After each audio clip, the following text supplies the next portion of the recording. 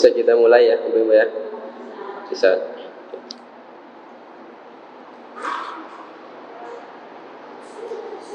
Bismillahirrahmanirrahim. Assalamualaikum warahmatullahi wabarakatuh.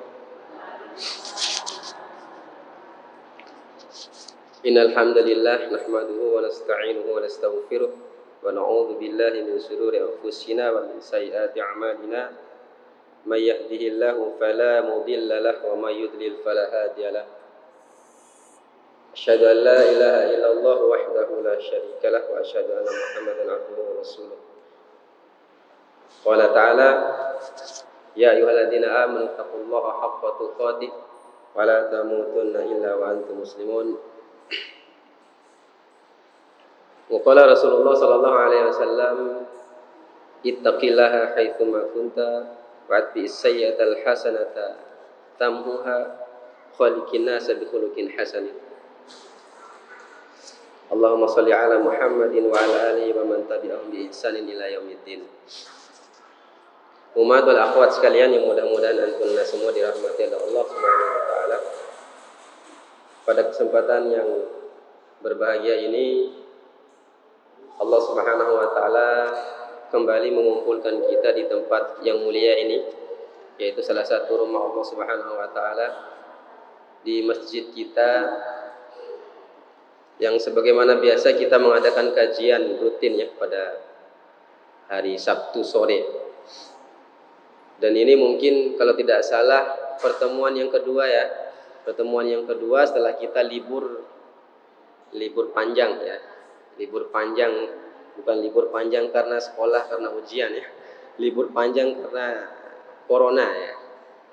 Alhamdulillah kita sudah diizinkan kembali oleh Allah Subhanahu wa taala. Atas takdir Allah kita semua bisa berkumpul kembali di sini dalam rangka kita saling mempelajari, saling mengingatkan diri kita ya, dan saudara-saudari kita untuk bertakwa kepada Allah Subhanahu wa taala. Sebagaimana yang diamanahi pada sore hari ini, saya akan menyampaikan kaitan dengan perkara akidah dan manhaj yang dipegang oleh Ahlussunnah wal Jamaah.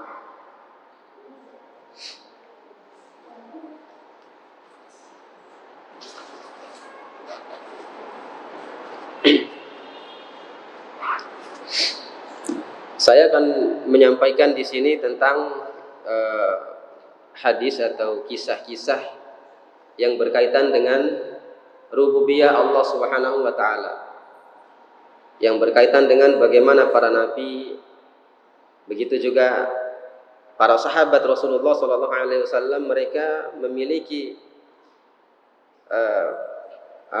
akidah yang kuat berkaitan dengan rububiyah Allah Subhanahu wa taala ya.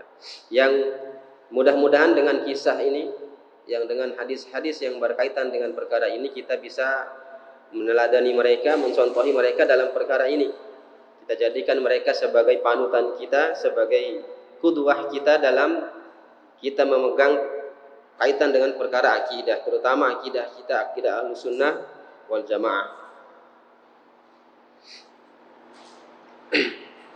Saya akan bacakan hadisnya dulu, nanti kita sedikit menjelaskan tentang perkara ini.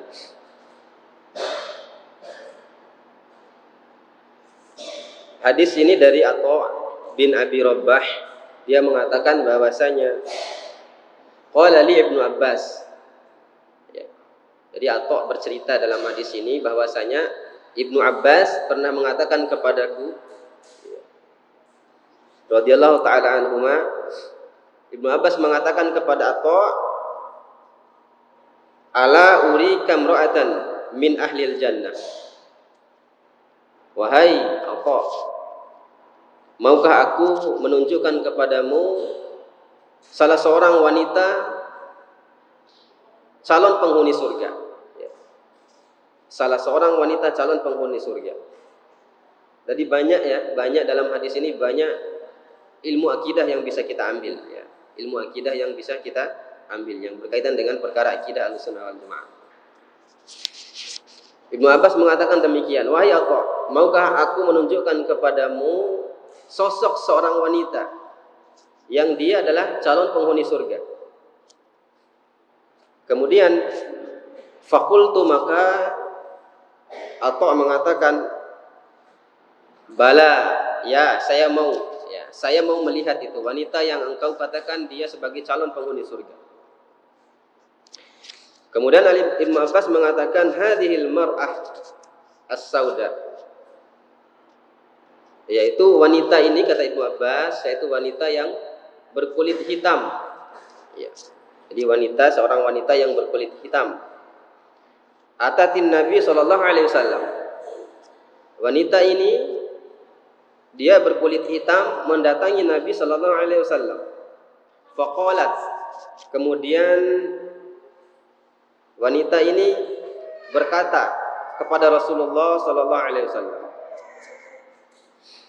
Apa kata wanita ini kepada Nabi sallallahu alaihi wasallam? Yaitu wanita calon penghuni surga ini, sebagaimana dikatakan oleh Imam Ibnu Abbas radhiyallahu taala anhuma.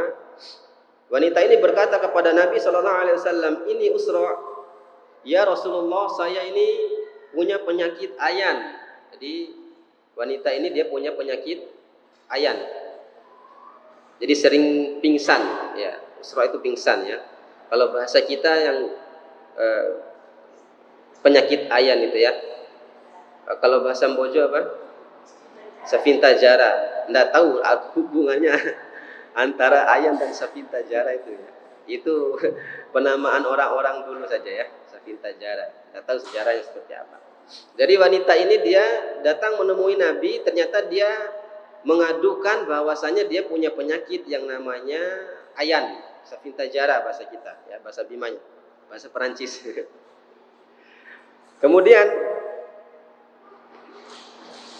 wa inni atakasyaf, kemudian Nabi ini mengatakan, kalau ayan saya ini kambuh, ya, kalau ketika kambuh ayan saya ini, tidak tentu tempat, mau di pasar kadang kambuh, ya, di tempat-tempat keramaian kadang kambuh, dan ketika kambuh aurat saya terungkap ya Rasulullah, ya, aurat saya terungkap ya Rasulullah, ya. Jadi karena dia punya penyakit ini, dia tidak bisa selalu terungkap auratnya ketika penyakitnya ini datang, ya, kambuh. Kemudian fad'ullah ta'ala li ya Rasulullah, doakan saya agar saya bisa sembuh, ya. Jadi wanita ini ternyata dia punya penyakit ayan, dan dia mengatakan setiap datang penyakit ayannya, setiap kambuh penyakit ayannya itu auratnya ikut tersingkap, ya, auratnya ikut tersingkap. Ya Rasulullah, maka doakan saya, ya, agar saya bisa sembuh dari penyakit ini, kata wanita ini.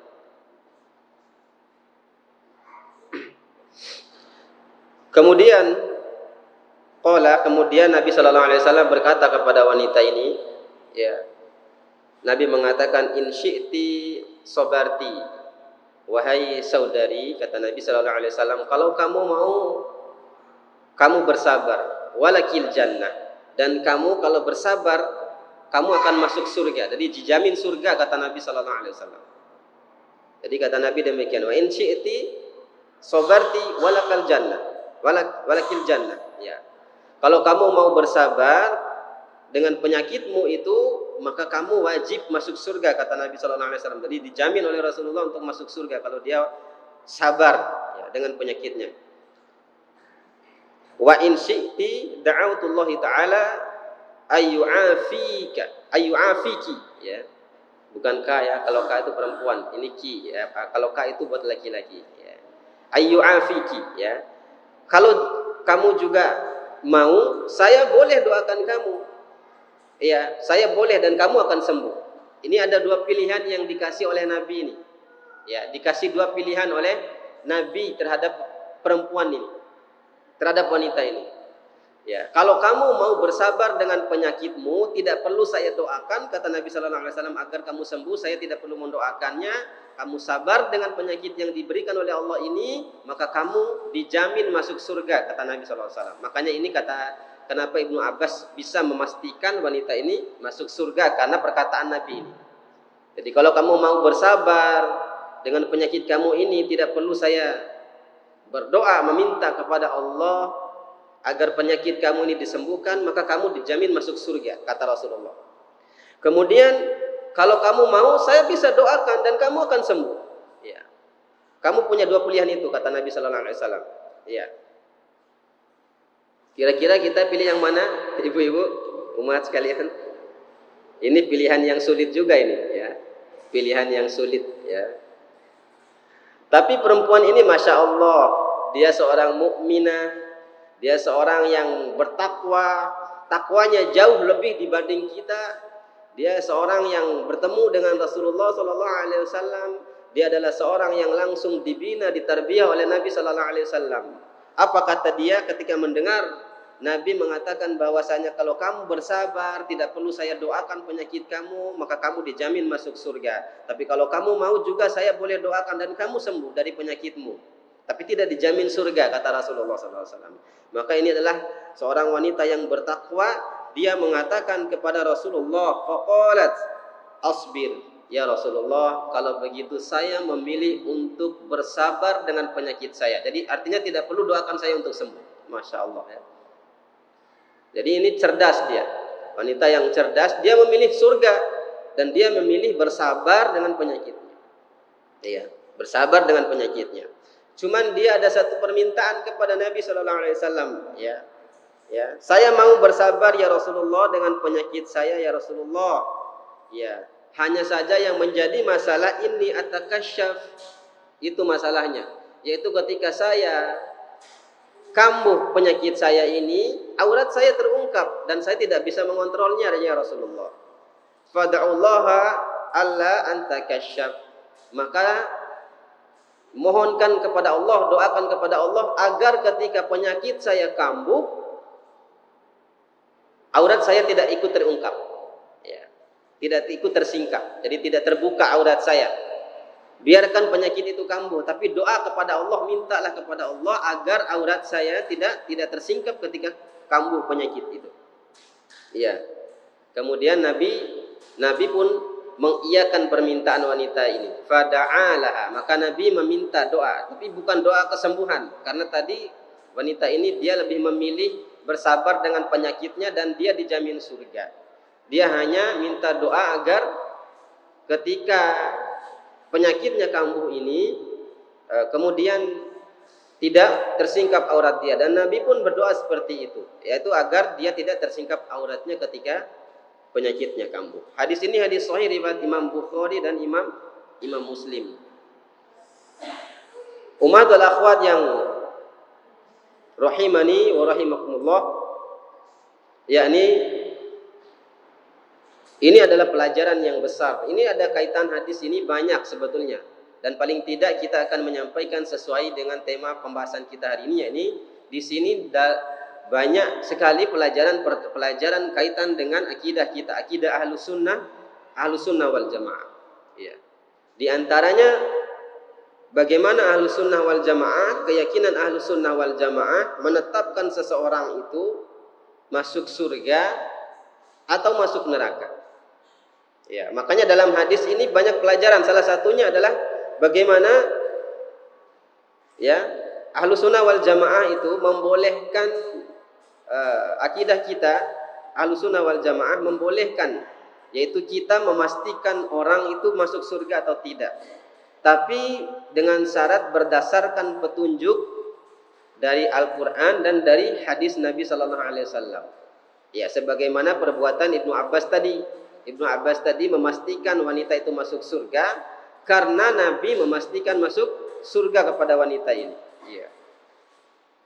Maka kita boleh ketika ada nas yang menyebutkan fulan masuk surga, fulan masuk surga, si wanita ini masuk surga, laki-laki ini masuk surga, maka bahkan kita wajib mengimani itu bahwa dia masuk surga.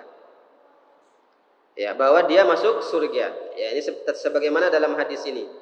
Ada juga hadis yang lain seperti hadis tentang 10 orang sahabat yang dijamin oleh Rasulullah masuk surga. Nabi mengatakan Abu Bakar fil jannah, Umar fil jannah, ya. Abu Bakar di surga, Umar masuk surga, Utsman fil jannah.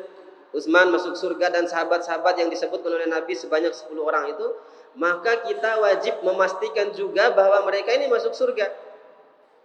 Karena Nabi sudah memastikannya, dan ini hadis-hadis yang sahih yang datang tentang perkara ini. Ini adalah akidah kita, akidah Ahlus Sunnah wal Jamaah. Ya, berbeda dengan akidah Syiah. Syiah mengatakan Abu Bakar di neraka, ya, kebalikan, ya. Kebalikan dari kita. Abu Bakar di neraka, Umar di neraka, Utsman di neraka. Ya, tidak ada yang di neraka, ya, tidak ada yang tidak di neraka. Ya, mereka semua yang masuk surga nanti orang-orang Syiah itu. Nah, ini bertentangan dengan akidah kita. Maka akidah Ahlussunnah wal Jamaah mengajarkan kepada kita siapa saja yang disebut langsung oleh Allah atau oleh Rasulullah SAW dalam hadisnya bahwa dia dijamin masuk surga, maka kita juga wajib memastikan mereka masuk surga. Ya. Tapi ini tentang perkara-perkara yang disebutkan oleh Allah dan Rasul secara khusus, nama-namanya fulan. Ini yang boleh. Tapi kalau hanya menyebutkan amal ini masuk surga, amal itu bisa membawa ke dalam surga seseorang, amal ini bisa mengantarkan seseorang ke dalam surga, maka kita tidak boleh menyebut nama di situ. Ya, tidak boleh menyebut nama. Secara umum kita katakan orang mukmin, orang Islam yang dia tidak menyekutukan Allah, yang dia tidak berbuat syirik, maka dia wajib masuk surga. Kita bisa memastikan dengan tidak menyebut nama fulana masuk surga, tidak, karena Nabi tidak menyebutkan. Tapi akidah kita begitu. Siapa saja orang mukmin yang tidak menyekutukan Allah Subhanahu wa taala dan dia istiqomah di atas tauhidnya itu, maka kita bisa pastikan dia masuk surga. Seluruh orang mukmin masuk surga. Jadi semua kita ini masuk surga, orang-orang Islam masuk surga. Itu akidah kita. Sekalipun nanti mampir dulu di laundry, ya, laundry yang paling besar itu neraka. Dicuci dulu di situ. Ya. Tergantung kadar dosa kita. Tergantung kadar dosa kita. Ya.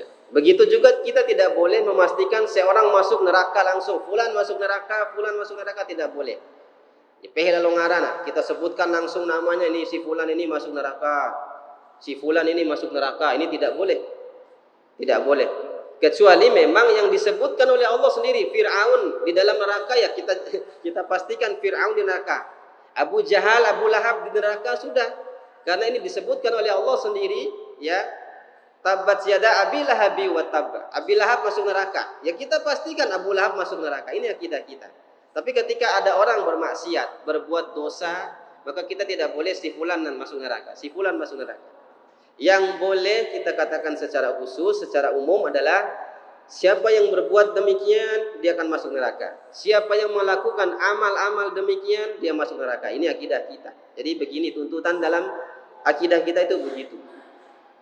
Tidak boleh kita pastikan orang per orang, baik surga atau neraka, kecuali yang sudah disebutkan oleh Allah dan yang sudah disebutkan oleh Rasulullah SAW. Ya, ini pelajaran yang besar dalam hadis ini. Kaitan dengan akidah kita, akidah Ahlussunnah wal Jamaah. Ini juga penting kita tahu, sebab banyak orang-orang yang tidak belajar agama, saya temukan sendiri langsung. Dulu saya pernah, sudah lama sekali, sekitar tahun berapa? Sekitar tahun 2000, 10 tahun lebih lewat, 10 tahun lewat. Ada seorang perempuan dan dia ini seorang guru, ibu guru, ya, guru dia, seorang ibu guru, ngajar. Saya sendiri tidak tahu beliau ini ngajar apa. Ya.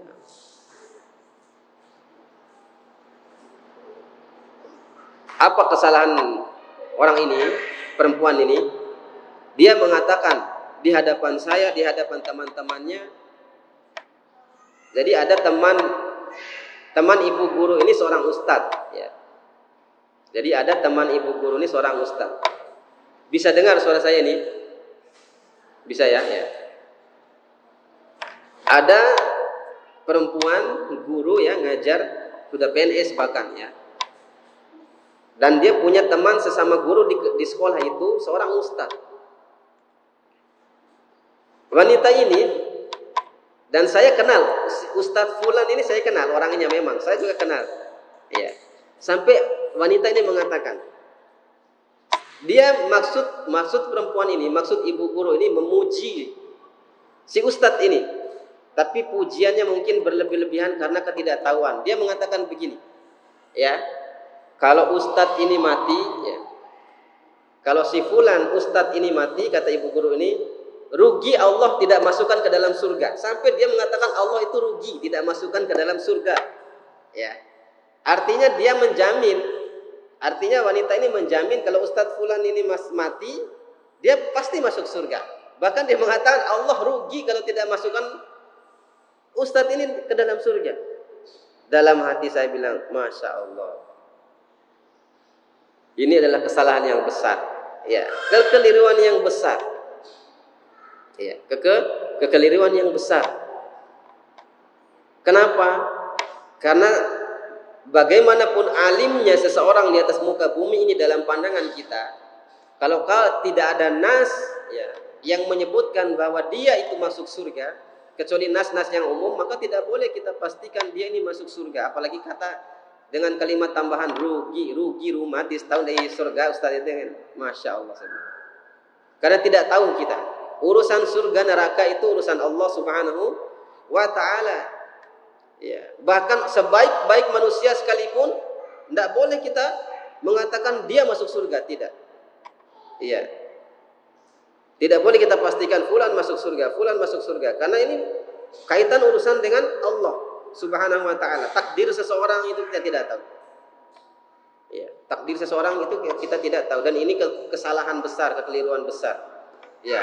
Yang boleh kita doakan rahimahullah, mudah-mudahan Allah merahmatinya. Ya. Ya, mudah-mudahan orang ini masuk surga. Boleh, karena itu harapan, doa, tapi kita tidak memastikan. Kalau kita katakan ini masuk surga, ini saya lihat orangnya baik sekali. Ya. Ini bagus, ini masuk surga bagus, ya. Kemana-mana bawa kamera, ya. Kalau ada kajian dia ke mana-mana bawa kamera, tukang syuting. Ini wajib masuk surga, tidak boleh begitu, ya. Karena tidak ada nas Al-Quran yang menyebutkan si bagus masuk surga. Itu contoh saja ini. Si bagus sampai malu ini duduk ini. Jadi begitu. Termasuk ketika seseorang atau sebaliknya kita memastikan seseorang masuk neraka, tidak boleh. Kecuali tadi yang sudah disebutkan oleh Rasulullah atau Allah, itu namanya itu Abu Lahab, tabbat yada Abi Lahab wa tabba. Nah, Allah sudah memvonis Abu Lahab masuk neraka, ya sudah. Abu Lahab celaka masuk neraka, ya. Tapi kalau ada seorang mukmin, seorang yang Islam, seorang yang kita jelas-jelas melihat keislamannya, ya, dia mati, kita katakan dia masuk neraka. Atau bahkan mungkin orang yang dia mati di atas kemaksiatan, tidak boleh. Bahkan dia ketika maksiat mati, ya, mati ketika maksiat, oh lu neraka, enggak. Tiloa, tidak boleh, ya. Tidak boleh kita memastikan seorang mukmin sekalipun dia mati di atas kemaksiatan, ya, kita pastikan dia masuk neraka, itu tidak boleh. Ini tidak benar, bukan akidah Ahlussunnah wal Jamaah seperti ini. Ini akidah Khawarij. Kalau Khawarij jelas mereka bahkan orang yang melakukan dosa besar bagi Khawarij, ya, ada muslimah tidak pakai jilbab kafir, ya, itu Khawarij. Ada laki-laki mukmin, orang Islam dia minum khamar kafir, itu Khawarij. Tapi kalau kita tidak boleh, bahkan seorang mati minum khamar, mati dia, padahal dia kita tahu dia mukmin, dia Islam, tidak boleh kita pastikan dia masuk neraka. Yang boleh apa? Karena menurut akidah Ahlussunnah wal Jamaah adalah orang mukmin sekalipun dia mati dalam kemaksiatan, mati di atas kemaksiatan, dia tahta masyiah Allah. Dia berada di atas kehendak Allah Subhanahu wa ta'ala. In syaa adzabahu, ya, wa in syaa ghufira lahu. Kalau Allah mau, Allah azab dia. Bahkan kalau Allah mau juga, Allah ampunkan dosanya. Jadi itu akidah kita. Ya, akidah kita. Ini pelajaran yang besar dalam hadis ini seperti itu. Ya, umat wal akhwat yang mudah-mudahan antunna semua dirahmati oleh Allah Subhanahu wa ta'ala. Iya. Jadi begitu, tidak boleh kita pastikan, ya.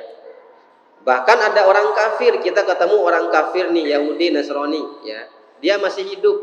Ya, kita tunjuk dia, oh itu masuk neraka itu kalau orang itu kalau mati. Tidak boleh.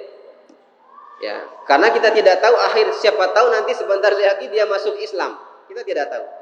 Yang boleh secara umum orang kafir jelas masuk neraka dia. Nah, boleh secara umum. Baik agama, pokoknya agama di luar Islam semuanya masuk neraka.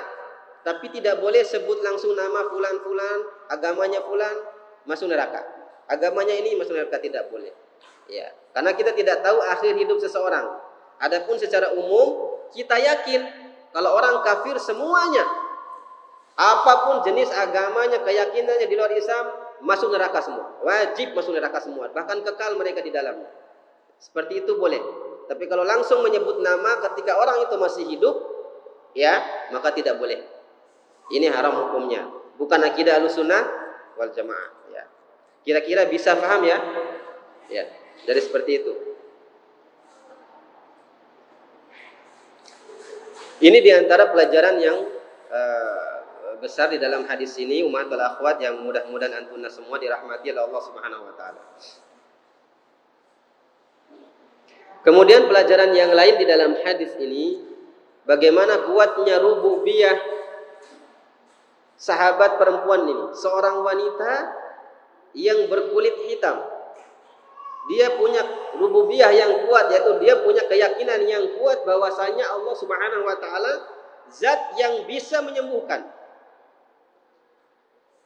Sebab itu dia datang kepada Nabi dan yakin bahwa Nabi dekat dengan Allah.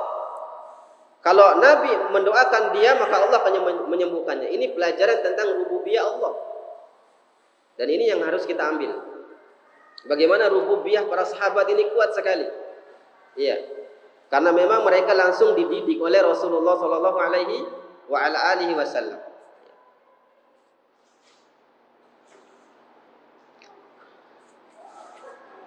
Umat wal akhwat yang mudah-mudahan antum semua dirahmati oleh Allah Subhanahu wa taala. Ya, dari keyakinan seorang wanita ini. Makanya dulu, ya. Dulu para para sahabat, ya, para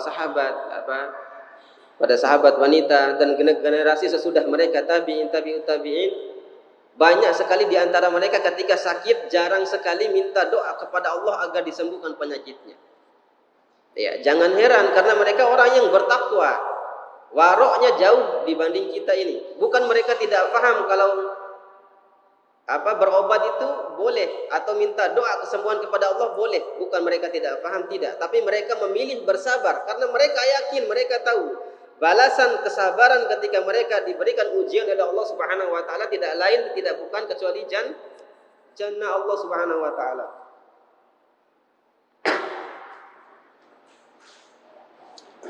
Bagus.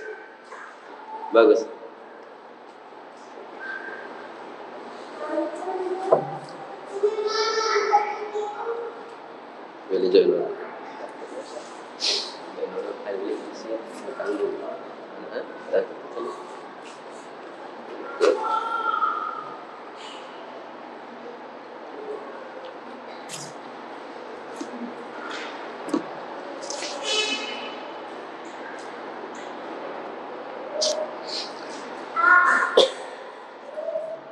Jadi ini yang bisa kita ambil pelajaran dalam hadis ini, diantaranya ya, itu tentang bagaimana rububiyah para sahabat Rasulullah SAW kaitan dengan mereka yakin atas apa yang menimpa mereka. Salah satunya adalah ketika Allah memberikan mereka penyakit dan mereka yakin bukan lain, tidak ada yang menyembuhkan kecuali Allah Subhanahu wa taala saja. Makanya wanita ini, ya, ketika dia sakit bukannya datang ke dukun, bukan datang ke paranormal, ya. Sayangnya hari ini banyak di antara kita ketika sakit, ya, ketika badan kita ditimpa sakit, Allah uji kita dengan penyakit, bukan minta kesembuhan kepada Allah, malah datang ke paranormal, ke dukun. Ya, orang pintar katanya kalau dukun itu. Sampai ada yang kirim meme di Facebook itu, ya, kenapa dukun itu disebut orang pintar? Karena yang datang orang-orang bodoh, ya. Iya. Akhirnya dukun disebut orang pintar, ya. Kalau benar dukun itu pintar, sebaiknya kita pilih presiden ini jadi dari dukun saja. Iya. Ngapain pilih yang bukan dukun? Kalau memang dukun itu pintar, kan tidak repot kan? Kalau dukun itu memang benar pintar, tidak usah polisi, polantas itu tidak usah suruh jaga jalanan. Kasih suruh aja dukun, ya, jadi polantas, berdiri aja. Kalau dukun kan biasanya ngaku bisa tahu yang goib, ya. Suruh aja dukun berdiri di lampu merah umpamanya, ya. Tiba-tiba ada orang lewat pakai motor, dia tiup fluid, prit, ya. Berhenti Pak, berhenti, Anda ditilang. Loh, kenapa ditilang? Bapak tidak punya SIM. Loh, kok Bapak tahu? Padahal Bapak belum lihat. Saya dukun. Saya bisa melihat yang goib katanya. Saya dukun. Berarti praktis, ya. Hemat sudah negara ini kalau dukun itu memang benar-benar pintar. Iya. Makanya menteri-menteri juga yang tidak usah dukun saja, kita pilih dukun. Ya, menteri apalah? Menteri yang istilahnya yang bisa melihat cuaca dan seterusnya ini, ya. Apa istilahnya itu saya lupa. Ya, suruh saja dukun, ya, biar dia ramal. Oh, tahun sekian, jam sekian ada pesawat yang kecelakaan. Bahwa seperti itu. Ya, anda perlu repot-repot lagi beli alat, beli ini, ya kan? Ya, gaji pegawai dan seterusnya. Karena sudah ada dukun. Ya. Jadi ini sudah ketutup akal kita semua ini. Ya, sudah ketutup. Ya, kalau benar-benar dukun itu pintar, tahu yang goib, ngapain dia jadi dukun? Ya kan? Ini sayang ini. Ada yang jualan keris, ada jualan alat ini, alat itu, katanya untuk penglaris, ya. Bisa mendatangkan kekayaan. Ya, ngapain dijual? Pakai aja sendiri. Ya, tapi dia masih jual-jual begituan. Tapi masih banyak juga orang yang percaya. Ya, ini jauh, ya, rububiyahnya jauh, ya. Kalau kita seperti ini, maka rububiyah kita menjadi rusak, ya. Karena kita meyakini bahwa ada selain Allah Subhanahu wa taala yang bisa mengatur rezeki.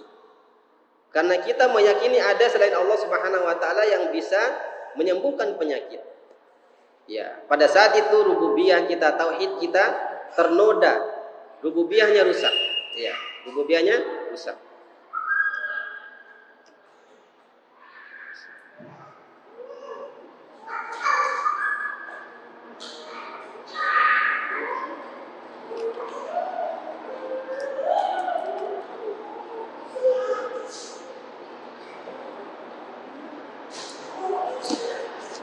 Kemudian ummahatul akhwat yang mudah-mudahan antum semua dirahmati oleh Allah Subhanahu wa taala, yakni ini diantara pelajaran yang bisa kita ambil dari hadis ini, ya.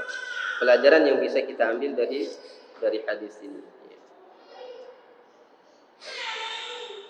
Juga ada pelajaran ini mirip, ya. Wanita ini saya teringat kisah Nabi Ayyub alaihissalam, ya.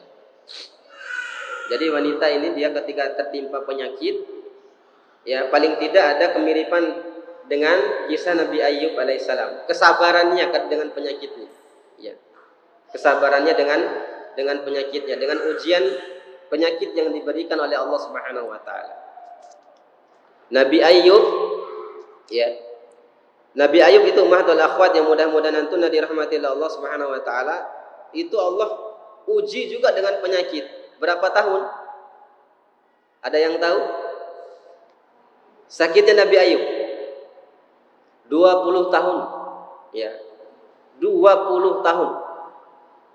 Beliau menikah umur 30 tahun, ya. Kayak saya ini, saya juga 30 tahun menikah. Kemudian istri beliau lebih muda 10 tahun, yaitu 20 tahun umur istri. Ketika menikah umur 30 tahun ini, Selama waktu berjalan 20 tahun umur pernikahannya itu, Nabi Ayub ini dihujani oleh Allah dengan kenikmatan yang banyak.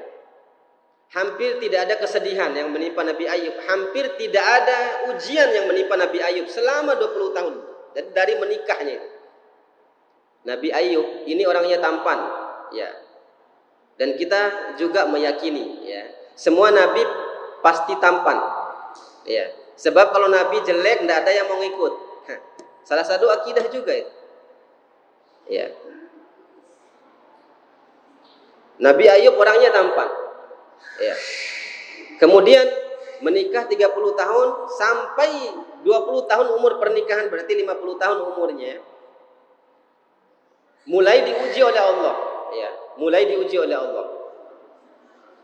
Ini Nabi Ayub ini, ya. Fisiknya sudah oke, kaya. Allah kasih rezeki. Ya. Punya banyak hewan ternak, kemudian sawah ladang, kemudian emas, perak mereka, Masya Allah, hartanya itu luar biasa. Ini Nabi Ayub. Sudah begitu dikaruniai anak 12 orang, laki-laki semua. Jadi bisa bikin klub sepak bola ini. 12 orang, tinggal cari cadangannya saja. Ya. Sudah lengkap. Istrinya cantik lagi. Lebih muda 10 tahun dari dia. Ini nikmat yang begitu banyak, 20 tahun dia rasakan. Coba bayangkan, kaya, punya istri cantik, anak banyak, 12 orang, laki-laki semua, sama tampannya seperti Nabi Ayub, kata para ulama. Ketika berusia 50 tahun, yaitu 20 tahun usia pernikahannya, mulai diuji oleh Allah Subhanahu wa taala. Ujian pertama apa? Allah kasih penyakit Nabi Ayub.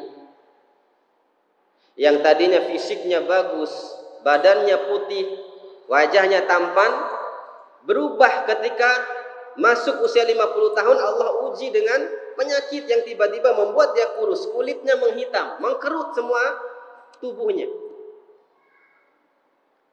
Wajah pun ikut berubah. Kemudian tidak berhenti di situ saja. Sudah Allah uji dengan penyakit, Allah Subhanahu wa taala uji lagi pada saat yang sama itu dengan apa? Dengan mewafatkan 12 anaknya sekaligus. Allahu Akbar. Kita,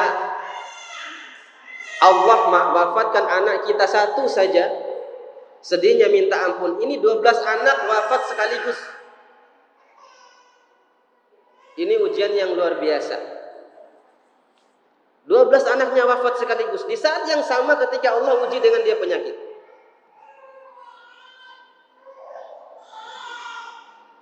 Mungkin kalau kita pada saat itu ada rumah sakit sudah masuk ICU itu, ya, kepikiran gimana kita penyakit, kemudian kepikiran 12 anak diambil oleh Allah Subhanahu wa taala sekaligus.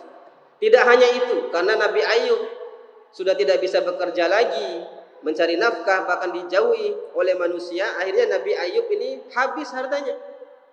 Semua sawah, ladang, ternaknya habis semua. Jadilah dia orang yang paling miskin pada saat itu. Yang tadi rumahnya besar, akhirnya tinggal di gubuk saja. Yang tadinya banyak yang dekat dengan Nabi Ayub alaihissalam, akhirnya banyak yang meninggalkan, tinggal istri saja. Dalam riwayat, sebagian riwayat menyebutkan istri dan 2 saudara laki-lakinya Ayub, ya, yang merawatnya. Ya. Ada 2 riwayat. Ada yang mengatakan istrinya saja, ada juga yang mengatakan istri dan dua saudara Nabi Ayub alaihissalam yang membantu istrinya merawat Nabi Ayub alaihissalam. Coba bayangkan, ini luar biasa. Luar biasa. Hanya saja ummatul akhwat yang mudah-mudahan dirahmati oleh Allah Subhanahu wa taala, Nabi Ayub punya rububiyah yang kuat karena dia seorang nabi. Ya, punya rububiyah yang kuat sampai istrinya mengatakan begini, ya. Istrinya mengatakan begini, "Ya Nabi Allah, engkau ini Nabi Allah, utusan Allah Subhanahu wa taala. Kenapa engkau tidak meminta kepada Allah, berdoa kepada Allah agar engkau disembuhkan penyakitnya? Sebab engkau ini nabi. Kalau engkau berdoa mengangkat tangan ke langit, pasti Allah kabulkan doamu, kata istrinya. Apa kata Nabi Ayub? Wahai istriku, ya, penyakit yang ujian yang diberikan oleh Allah Subhanahu wa taala ini baru berjalan 18 tahun. Masya Allah. Sedangkan kenikmatan yang Allah berikan kepada saya selama 20 tahun. Saya masih malu minta kepada Allah agar disembuhkan penyakit saya. Nunggu 2 tahun lagi, kata Nabi Ayub. Masya Allah. Jadi karena Allah beri nikmat dia selama 20 tahun, Nabi Ayub ini ketika masuk tahun ke-18 ditimpa ujian seperti itu, dikasih penyakit oleh Allah. Allah diwafatkan 12 anaknya sekaligus. Kemudian hartanya habis, Nabi Ayub alaihissalam masih malu untuk berdoa kepada Allah. Kata Nabi Ayub, nikmat yang diberikan oleh Allah kepadaku selama 20 tahun. Hari ini baru 18 tahun Allah Subhanahu wa taala mengujiku. Aku malu berdoa kepada Allah Subhanahu wa taala karena nikmat yang diberikan oleh Allah masih lebih banyak daripada ujian yang diberikan kepada saya. Allahu Akbar. Ini rububiyah yang luar biasa. Seorang nabi alaihissalam. Kemudian singkat cerita, ketika masuk tahun yang 20 tahun, mulailah Nabi Ayub berdoa. Karena Nabi Ayub merasa sudah. Jadi ketika nikmat sudah dibayar dengan ujian itu sebanyak 20 tahun. Akhirnya Nabi Ayub meminta doa kepada Allah Subhanahu wa taala. Inni masaniyatun. Ya Allah, sesungguhnya aku ditimpa penyakit. Ya. Maka Nabi Ayub meminta kesembuhan. Maka pada saat itu juga ummahatul akhwat, pada saat yang sama ketika 20 tahun itu sudah sampai 20 tahun ujian itu, penyakit itu dan kehidupannya yang sempit, Nabi Ayub alaihissalam, ya, akhirnya Allah Subhanahu wa taala menyembuhkan Nabi Ayub alaihissalam, ya. Bahkan ada di dalam riwayat, di dalam firman Allah Subhanahu wa taala dalam surat Shad itu, ya. Ini juga menggambarkan bagaimana sabarnya istri Nabi Ayub alaihissalam menemani suaminya. Ya, jadi sabarnya istri Nabi Ayub alaihissalam menemani dan menjaga suaminya. Kalau perempuan hari ini mungkin sudah tidak sabar itu, ya, sudah ditinggal itu suaminya. Ya. Tapi istrinya Nabi Ayub tidak. Dia bersabar. Bahkan Nabi Ayub, ya, ada kisah lucu juga sebetulnya ini. Nabi Ayub sempat marah-marah kepada istrinya karena terlambat istrinya melayani dia, melayani kebutuhannya. Ya, entah kemana istrinya pernah keluar, keluar kemana, ya. Kemudian terlambat, ya. Dia mengurus Nabi Ayub alaihissalam. Ya. Akhirnya Nabi Ayub bernazar kepada Allah, ya Allah, nanti kalau saya sembuh, saya bakal cambuk istri saya 100 kali. Ya, Nabi Ayub marah, ya. Ini tabiat suami juga, ibu-ibu harus paham juga, ya. Ya. Tabiat suami seperti itu. Nabi Ayub saja begitu, apalagi kita, ya. Ya. Nabi Ayub yang tidak bisa ngapa-ngapain itu, Nabi Ayub itu sakitnya itu cuman tidur saja. Tidak bisa ngapa-ngapain, tidak bisa berdiri, tidak bisa berjalan apalagi. Nah, tidur saja. Selama 20 tahun dirawat oleh istrinya. Tapi sekalipun begitu, Nabi Ayub marahin istri karena terlambat ngurusin. Kelas Nabi saja begitu, apalagi kita. Jadi kalau ada suami-suaminya, ya kayak yang suka marah-marah, ya ibu-ibu lembu ade, ya.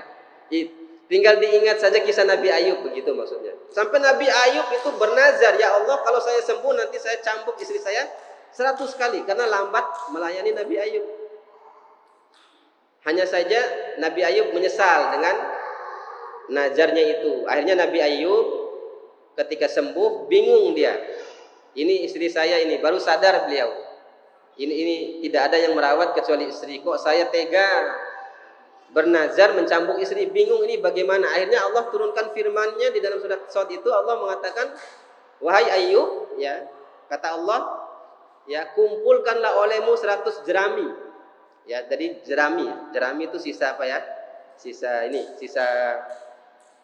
padi itu 100 biji. Jadi dikumpulkan jadi satu, diikat, pukullah itu dengan jerami yang 100 biji itu sekali pada punggung istrimu. Artinya jadi itu untuk memenuhi nazar. Ya, diajarkan oleh Allah agar tidak menyakiti istrinya, begitu maksudnya. Karena Nabi Ayub sempat bingung, aduh, ini menyesal juga ini, masa harus cambuk 100 kali istri yang sudah membantu saya. Ya, akhirnya begitu. Akhirnya Allah turunkan firman-Nya memberitahukan kepada Nabi Ayub, wahai Ayub, kumpulkan 100 jerami, ikat menjadi satu dan pukulkan sekali kepada istrimu. Ya, karena 100 jerami itu dengan sekali pukulan terhitung 100 kali dan tidak sakit karena jerami besar kan. Ya, jerami ukurannya besar karena sudah diikat sampai 100 batang itu. Jadi ini juga diantara selipan kisah itu yang mungkin bisa ibu-ibu sekalian mengambil pelajaran selain juga dari rububiyahnya tadi. Ya. Jam berapa sekarang? Sudah berapa jam? Saya lanjutkan sedikit ya kisah Nabi Ayub sebagai penutup. Kemudian singkat cerita, ketika tahun yang ke-50 usia Nabi Ayub, yaitu tepat 20 tahun dilanda ujian itu, penyakit, kematian anaknya, kemudian hartanya habis. Pada saat itu turunlah perintah Allah Subhanahu wa taala, wa Ayub, ya, hentakkan kakimu ke bawah tempat tidurmu. Akhirnya Nabi Ayub menghentakkan kakinya, kemudian pada saat itu keluarlah mata air. Allah perintahkan minumlah dari mata air itu dan mandilah dari mata air itu. Ketika itu Nabi Ayub minum dan mandi dengan air itu. Ini ceritanya tidak ada istri. Istrinya sudah keluar mencari nafkah. Nabi Ayub. Istri Nabi Ayub keluar mencari nafkah. Setelah minum dan mandi dari air itu, sebagaimana perintah Allah Subhanahu wa taala, tiba-tiba sembuh penyakitnya. Kembali, bahkan dalam riwayat itu dikatakan ketampanan Nabi Ayub 2 kali lipat. Jadi yang tadinya tampan, ketika sembuh, minum air yang diperintahkan oleh Allah, tambah tampan lagi. Sampai apa? Istrinya pulang tidak kenal ini Nabi Ayub. Kaget istrinya, ini siapa kamu? Siapa Anda? Anda berani masuk rumah saya, kata istrinya. Ya, dia tidak mengenal lagi suaminya. Akhirnya Nabi Ayub mengatakan, akulah suamimu, Ayub. Ya. Akhirnya istrinya memuji Allah Subhanahu wa taala karena bertambah tampan. Kenapa bertambah tampan? Karena kesabaran. Ini pelajaran kesabaran dari rububiyah tadi. Kemudian Allah Subhanahu wa taala mengganti 12 anaknya yang mati dalam satu keadaan itu dengan 24 anak, 2 kali lipat. Tadi tampannya ditambah, kemudian anaknya yang 12 diganti 24. Dalam riwayat itu disebutkan tiap tahun istri Ayub setiap tahun tuh hamil melahirkan anak kembar 2 orang. Jadi 12 tahun hamil itu jadi 24. Jadi 2 klub sepak bola jadi. Yang tadi 1 klub saja. Kemudian hartanya diganti oleh Allah Subhanahu wa taala. Hartanya, ya, sebagian riwayat menyebutkan ketika orang-orang di situ di kampungnya, di tempat Nabi Ayub alaihissalam mendengar Nabi Ayub alaihissalam sembuh, mereka semua bergembira. Ada yang datang ngasih kebun, ada yang datang ngasih hewan ternak, ada yang datang ngasih harta. Gimana nggak kaya coba? Coba 1 orang ngasih kebun, 1 orang lagi ngasih harta, 1 orang ngasih hewan ternak. Dalam sebagian riwayat disebutkan bahwasanya ketika Nabi Ayub sembuh, ya Allah kirim belalang, ribuan belalang masuk ke dalam rumah Nabi Ayub. Tiba-tiba ketika di dalam itu belalang itu jadi emas semua. Gimana nggak kaya coba? Ya, kita nggak usah banyak, 1 saja belalang masuk ke rumah kayak gitu ya. Ya, nggak usah banyak. Tadi ribuan belalang masuk ke rumah Nabi Ayub, tiba-tiba setelah di dalam jadi emas. Gimana nggak kaya? Sesaat jadi kaya. Dalam riwayat yang lain, dalam hadis yang lain disebutkan karena Nabi Ayub tinggal di pojokan kampung, di situ ada jerami, ada macam-macam, ada sisa jerami, ya. Allah kirim awan di situ. Ketika awan itu dikirim oleh Allah, langsung turun hujan di situ. Tiba-tiba jerami itu menjadi emas dan harta-harta yang banyak. Masya Allah. Ya. Jadi gimana nggak kaya coba? Sesaat kayanya ya. Tidak capek-capek. Buah dari apa? Buah dari kesabaran. Buah dari rububiyah Nabi Ayub kepada Allah Subhanahu wa taala, ya. Ini saya lihat waktu sudah 50 menit, hampir 1 jam, ya. Saya cukupkan sekian. Ada yang ditanyakan? Tidak ada, alhamdulillah. Jadi inilah kajian kita umatul akhwat semua yang mudah-mudahan antunna dirahmati Allah Subhanahu wa taala. Ini kaitan dengan bagaimana akidah kita. Ya, ini kaitan dengan akidah ini. Hadis ini ya banyak ada pelajaran tadi ya, pelajaran akidah yang bisa kita ambil, ya. Bagaimana kita tidak boleh memastikan orang per orang itu masuk surga atau masuk neraka kecuali secara umum saja. Mengikuti nas yang umum. Barang siapa yang berbuat gini maka dia masuk surga. Atau kebaliknya, barang siapa yang melakukan begini maka dia masuk neraka. Tadi tidak boleh sebut nama kecuali nama itu disebut oleh Allah dan Rasul langsung. Ya. Begitu juga bagaimana rububiyah, ya, kaitannya dengan rububiyah yaitu kita yakin hanya Allah yang menyembuhkan, hanya Allah yang memberi rezeki kepada kita semua. Seluruh makhluk ini tidak ada yang menyembuhkan, tidak ada yang memberi rezeki kecuali Allah Subhanahu wa taala. Ini kaitan dengan rububiyah Allah Subhanahu wa taala. Ya, begitu juga kesabaran. Kita ambil kesabaran Nabi Ayub. Juga terutama untuk ibu-ibu, bagaimana istrinya sabar menghadapi suaminya selama 20 tahun. Ya, bahkan Nabi Ayub sendiri marah-marah, padahal tidak bisa ngapa-ngapain tapi masih saja marah. Ya, begitulah sifat suami itu. Ya, karena dia sebagai apa? Ya, ego itu memang setiap orang ada, terutama suami karena dia pemimpin daripada rumah tangga. Ya, ya. Pemimpin daripada rumah tangga. Mungkin ini yang bisa saya sampaikan. Mudah-mudahan bermanfaat, terutama untuk saya pribadi. Aku qouli hadza astaghfirullah li wa lakum. Ada salah-salah, ada keliru yang